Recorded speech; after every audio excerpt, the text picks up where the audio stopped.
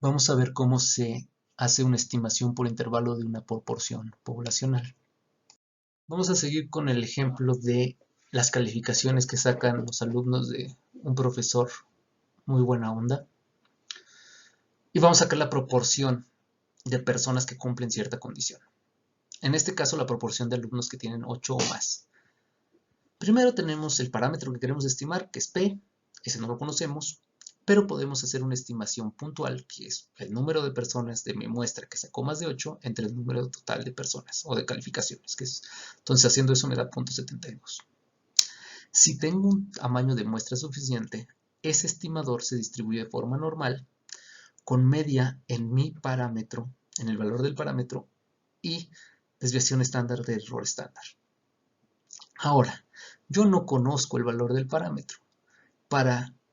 En lugar del valor del parámetro voy a usar el valor de mi estimador, el que calculé de mi muestra. Igual, para calcular el error estándar voy a usar esa estimación. Es decir, en lugar de usar la P roja, que sería el valor del parámetro, voy a usar 0.72, que es lo que conozco. Lo primero para hacer cualquier estimación es saber mi nivel de confianza o decidir qué tanto quiero equivocarme a hacer la estimación. Esto depende de las circunstancias, de cada quien. Si yo estoy haciendo una prueba médica, por ejemplo, quisiera un nivel de confianza muy, muy alto. Aquí voy a decidir por 95%, que se me hace un nivel de confianza alto, y entonces mi nivel de significancia sería 0.05 o 5%. Yo sé que mi parámetro se distribuye, o mi estimador más bien se distribuye de forma normal con media en 0.72 y un error estándar de 0.063. Eso lo calculé con la fórmula de la diapositiva anterior. Sé que hay dos valores que me dejan cierta probabilidad a la izquierda y a la derecha, las áreas blancas, que son mis valores críticos de mi estimador. El problema es de que yo no tengo una tabla para calcular estas probabilidades. No hay ninguna tabla que tenga una probabilidad normal de 0.72, 0.063. Entonces tengo que usar la distribución normal estandarizada. Tengo que convertir esta distribución a valores de z.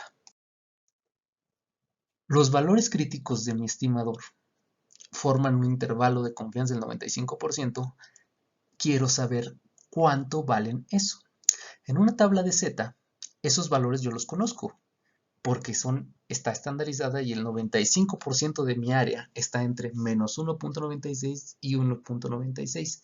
Esos valores los puedo sacar de una tabla.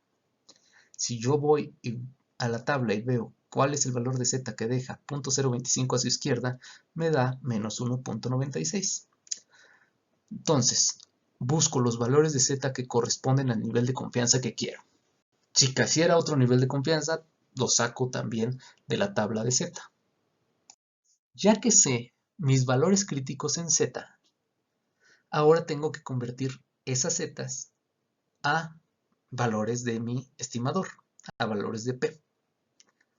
Voy a regresar a mi distribución de mi estimador. Tengo que los valores críticos de z para un intervalo de confianza del 95% es menos 1.96 y 1.96.